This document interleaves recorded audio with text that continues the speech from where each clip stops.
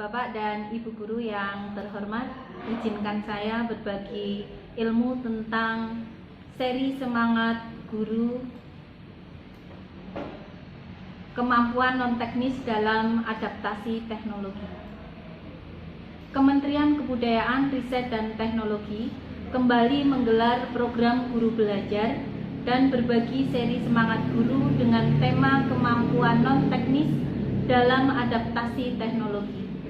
Seri ini merupakan pelatihan untuk meningkatkan kompetensi serta kemampuan non-teknis sebagai pendukung penggunaan teknologi dalam kegiatan belajar mengajar. Sebagaimana kita ketahui bahwa akselerasi teknologi dalam dunia pendidikan akan memberikan pengaruh yang besar apabila diaplikasikan dengan cara berpikir kritis, komunikasi yang baik, kreativitas, dan kolaborasi yang biasanya dikenal dengan sebutan 4C.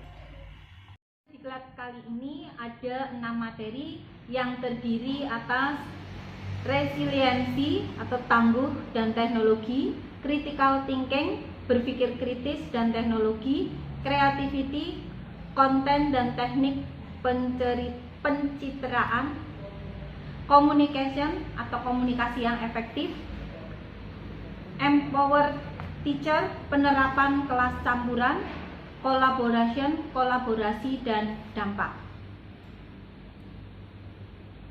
Pelatihan ini berlangsung dari tanggal 19 Januari 2022 hingga 8 Februari 2022 dengan kegiatan berupa sinkronus, live webinar, asinkronus.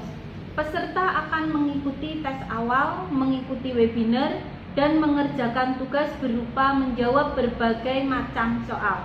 Di akhir kegiatan, peserta akan mendapatkan sertifikat elektronik 32 JP. Materi pelatihan ini secara singkat adalah sebagai berikut.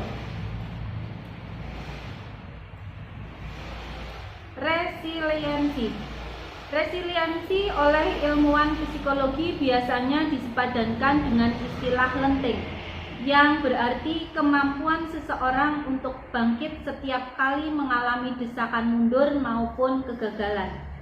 Para konsultan teknologi melihat bagaimana melimpahnya potensi teknologi yang dapat digunakan dalam meningkatkan pembelajaran. Seperti misalnya dalam lari maraton, kita harus mengelola resiliensi. Semakin kita mengetahui seberapa jauh atau semakin dekat dengan garis finish. Dalam maraton ini, peta yang digunakan adalah kerangka SAMR. SAMR merupakan kerangka yang mengilustrasikan tingkat kematangan seseorang memanfaatkan teknologi dalam pembelajaran. Tingkat kematangan ini terdiri dari mulai tingkat pemula ke mahir. SAMR merupakan singkatan dari substitution, augmentation, modification, dan redefinition. Semakin matang kita dalam memanfaatkan teknologi dalam pembelajaran, semakin besar peningkatan proses yang terjadi dalam pembelajaran. Yang kedua, berpikir kritis. Kata berpikir kritis sudah menjadi kosakata dalam dunia pendidikan, di mana guru dituntut untuk menumbuhkan karakter berpikir kritis kepada peserta didik, bukan hanya sebagai kemampuan, namun juga sebagai keterampilan. Berpikir kritis merupakan proses berpikir, observasi, refleksi, dan menalar yang disiplin, mahir, dan aktif dalam membuat konsep dari menerapkan, menganalisis, mensintetis, dan atau mengevaluasi informasi sebagaimana dilansir critical thinking. Profesor Dr. Bagus Takwin mendefinisikan berpikir kritis sebagai keterampilan seseorang yang dengan akurat memutuskan sikapnya terhadap suatu informasi, setuju, tunda, atau tidak setuju. Setiap orang mampu berpikir kritis, namun untuk menjadi keterampilan, berpikir kritis harus selalu dipraktekkan setiap saat. Semakin sering dilatih, semakin akurat, yang hingga akhirnya akan semakin menjadi insting.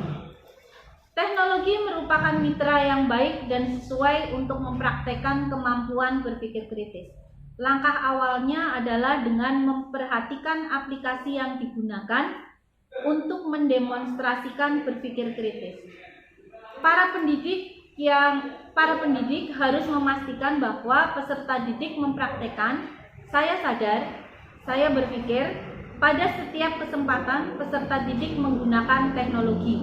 Misalnya saat tanya jawab pada video meeting, menyusun materi presentasi, diskusi online di chat grup, memberikan komentar di LMS, dan lainnya. Yang ketiga, kemampuan bercerita. Kemampuan bercerita adalah kesanggupan atau kekuatan yang dimiliki oleh setiap individu untuk menyampaikan gagasan atau ide melalui lisan maupun tulisan yang menceritakan tentang perbuatan, pengalaman, atau kejadian. Kemajuan teknologi dapat membantu kita mengolah kemampuan bercerita. Yang keempat, konten. Konten merupakan segala bentuk komunikasi, terutama audiovisual, yang berisi informasi, hiburan, maupun ajakan. Tahapan membuat konten terdiri atas perencanaan, mengeksekusi, dan membuat rencana. Yang kelima, komunikasi efektif. Komunikasi yang efektif merupakan proses pertukaran ide, pemikiran, pengetahuan, serta informasi yang disajikan dengan cara yang paling dipahami oleh penerima, sehingga tujuan atau niat dapat terpenuhi dengan sebaik mungkin. Dalam keadaan pandemi ini, sesama manusia mengalami keterbatasan dalam bertatap muka atau bertemu, sehingga dibutuhkan suatu metode komunikasi yang efektif dan tepat. Sehingga interaksi dan hubungan baik tepat dapat terjalin dengan adanya komunikasi yang efektif. Disinilah teknologi berperan sebagai perangkat yang menghubungkan interaksi sosial. Komunikasi yang efektif mencakup keterampilan berkomunikasi secara verbal maupun nonverbal, mendengarkan dengan penuh perhatian, kemampuan untuk memahami, mengendalikan emosi, dan mengelola stres. Tantangan yang dihadapi dalam komunikasi virtual masa sekarang adalah bagaimana menerapkan dan mengasah kemampuan komunikasi dengan baik saat harus siap beralih ke metode komunikasi baik secara virtual maupun tatap muka. Komunikasi baik langsung maupun virtual mempunyai beberapa kegiatan, diantaranya membina hubungan baik, membagikan informasi, saling mendengar, dan saling mengerti. Adapun faktor-faktor pendukung kegiatan itu adalah keadaan, perasaan atau emosi, kebutuhan, dan permintaan berdasarkan perasaan dan kebutuhan. Yang keenam, metode belajar campuran.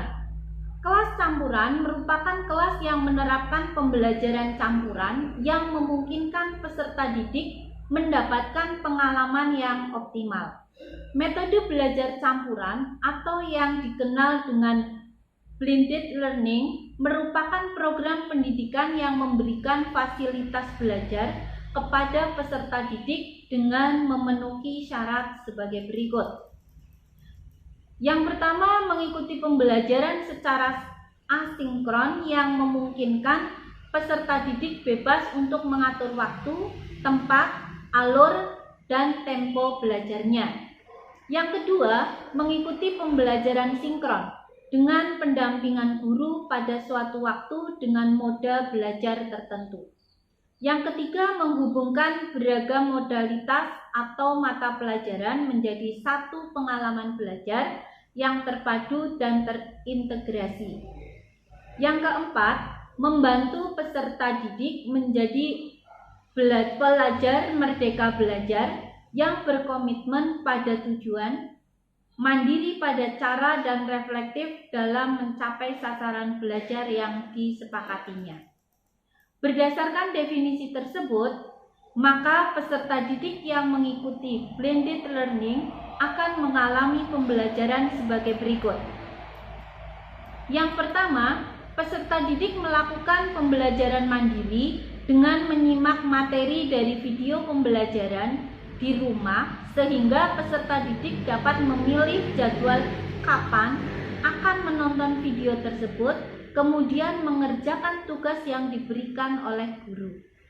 Pendidik meminta peserta didik mempresentasikan tugas yang telah dikerjakan dan mendapatkan umpan balik terkait materi maupun semangat belajar.